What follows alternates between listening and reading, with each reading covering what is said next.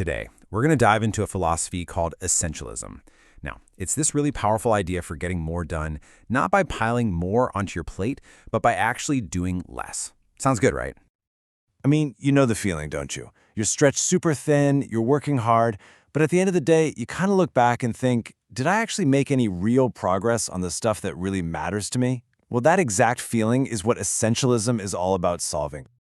You see, so many of us are caught in what's called the non-essentialist trap. We're overcommitted, we're totally overwhelmed, and honestly, we're not that effective. It's this vicious cycle that usually starts with one little, well-meaning word, yes. Let's talk about Trisha for a second. Her story is the perfect example. She's this amazing graphic designer, loves to help people out.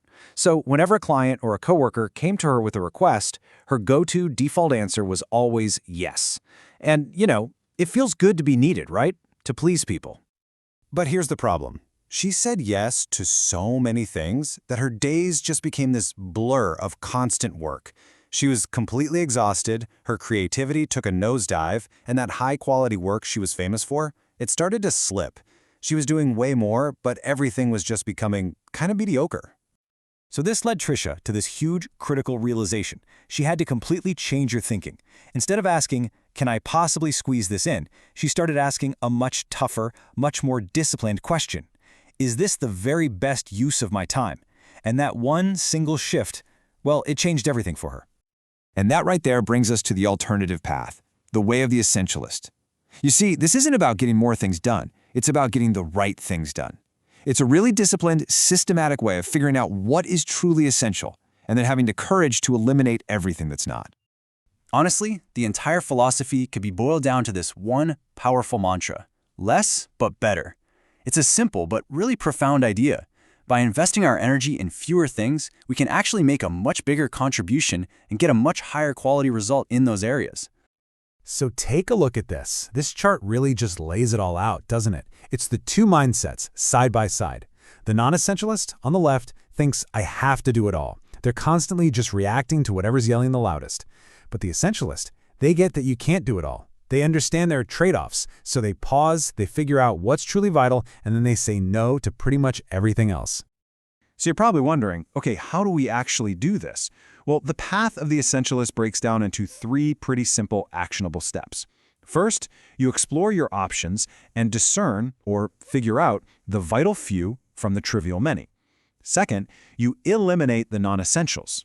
And third, you execute on what's left, making it as easy as possible. So let's break each one down. Okay, step one is to explore and discern.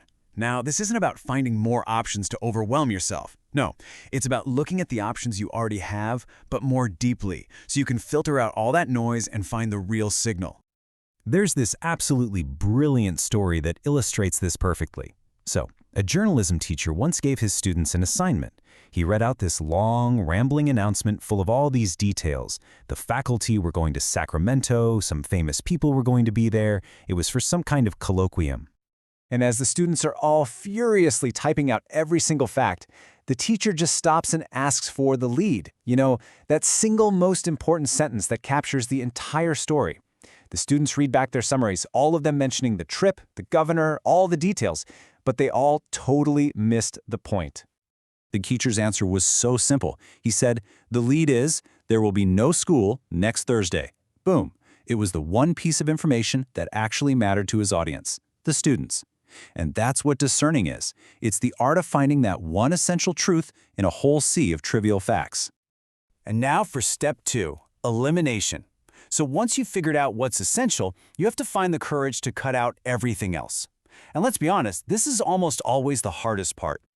Okay, I want you to imagine being faced with a decision that could cost your company $100 million. That was the exact situation Johnson & Johnson faced back in 1982 when some Tylenol capsules were tampered with.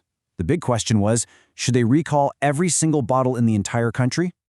Now, what could have been a totally paralyzing decision was made crystal clear by one thing: their company credo. It was literally carved in stone at their headquarters, and it clearly prioritized their values. The customer came first, stockholders last. With that kind of clarity, the $100 million decision to recall everything became obvious. It was essential to protect the customer. End of story. And that brings us to our final step, execute. Now, the goal for an essentialist isn't just to work on the right things, but to make doing those right things as frictionless and as smooth as possible. It's all about removing obstacles and creating systems that just work.